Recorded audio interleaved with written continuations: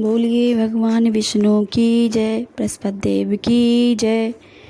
तो प्राचीन काल में एक ब्राह्मण रहता था। वह बहुत निर्धन था। उसके कोई संतान नहीं थी। उसकी स्त्री और बहुत मलिनता के साथ रहती थी।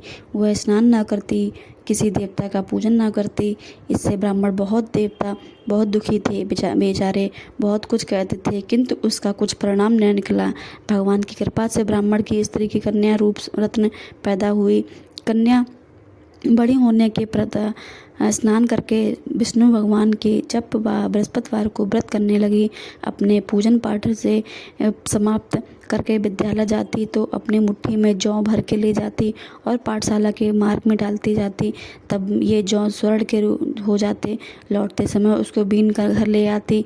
एक दिन वह बालिका सूप में उसी सोने के जौ को फटक करके साफ कर रही थी कि उसके पिता ने देख लिया और कहा कि हे बेटी, सोने के जौ के लिए सोने का सूप होना चाहिए। दूसरे दिन बृहस्पतिवार था। इस कन्या के ने व्रत रखा और बृहस्पति देव से प्रार्थना करके कहा, मैंने आपकी सच्ची पूजा की है, सच्चे मन से पूजा की है, तो मेरे लिए सोने का सूप दे दें। बृहस्पतिवार देव ने उसकी प्रार्थना स्वीकार कर ली।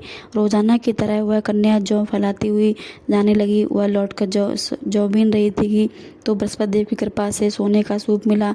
उसे वह घर ले आई और उसमें 100 जौ साफ करने लगी, परंतु उसकी माँ को वही ढंग रहा। एक दिन की बात है, वह कन्या सोने के सूप में जौ को साफ कर रही थी। उस समय वह शहर का राजपुत्र वहाँ से होकर निकला। इस कन्या के रूप और कार्य को देखकर मोहित हो गया तथा अपने घर जाकर भोजन तथा जल त्याग कर उदास होकर लेट गया। राजा को बात का पता चला तो अपने प्रधानमंत्री के साथ उसके पास गए और बोले, हे बेटा, तुम्हें किस बात का कष्ट है? किसी ने अपमान किया है अथवा और कोई कारण है सो होए तो मुझे बताइए, मैं वही करूँगा जिससे तुम्हें प्रसन्नता हो। अपने पिता की राजकुमार ने बातें सुनी तो वह बोला कि मुझे आपकी कृपा से किसी बात की दुख नहीं है, किसी ने मेरा अपमान नहीं किया, परंतु मैं उस लड़की से विवाह करना चाहूँगा जो सोने के सूप में जौ को साफ कर रही थी। यह सुनकर राजा आश्चर्य में पड़ गया और बोला, हे बेटा, इस तरह की कन्या का पता तुम्हें लगाओ, मैं उसके साथ विवाह कर दूँगा। राजकुमार ने उस लड़की के घर का पता लगाया। तब मंत्री उस लड़के के घर गए और ब्राह्मण देवता को सभी हाल बतलाया।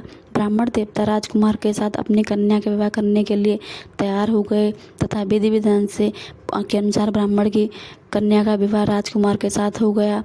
कन्या के घर से जाते ही पहले की भांति उस ब्राह्मण देवता के घर गरीबी का निवास हो गया। अब भोजन के लिए भी उन्हें अन्न बड़ी मुश्किल से मिलता था। एक दिन वह दुखी होकर ब्राह्मण देवता अपनी पुत्र के पास गए।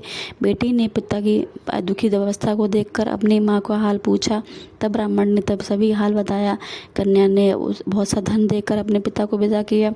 इस तरह ब्राह्मण को सब कुछ सुखपूर्वक व्यतीत हुआ। कुछ दिन बाद फिर वही हाल हो गया। ब्राह्मण फिर अपनी कन्या के यहाँ गए और सारा हाल कहा तो लड़की बोली, हे पिताजी, आप माताजी को यहाँ लेवा लाओ, मैं उसी विधि बताऊंगी जिससे गरीबी दूर हो जाए। वह ब्राह्मण देवता अपनी स्त्री को लेकर पहुँचा तो माता को समझाने लगी, हे माता, तुम प्रातःकाल अपने प्रथम स्नान आदि करके भगवान विष्णु की पूजा करो और सब दरिद्रता दूर हो जाएगी। परंतु उसकी माँ ने एक भी बात नहीं मानी और प्रातःकाल उठकर अपने पुत्री की बच्चों को जूठन खाक लिया, जिससे उसकी पुत्री भी बहुत गुस्सा आई और एक रात को कोठरी में सभी सामान निकाल दिया। अपनी माँ को उसमें बंद कर दिया। प्रातःकाल उसे निकाला और स्नान आदि करा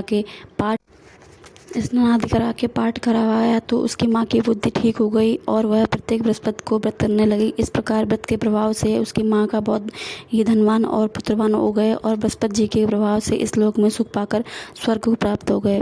सब बोलो भगवान विष्णु की जय, बोलो बृहस्पति देव की जय। माँ लक्ष्मी की आरती करें, श्री बृहस्पति जी की आरती करें और सभी को प्रसाद के वितरण करें।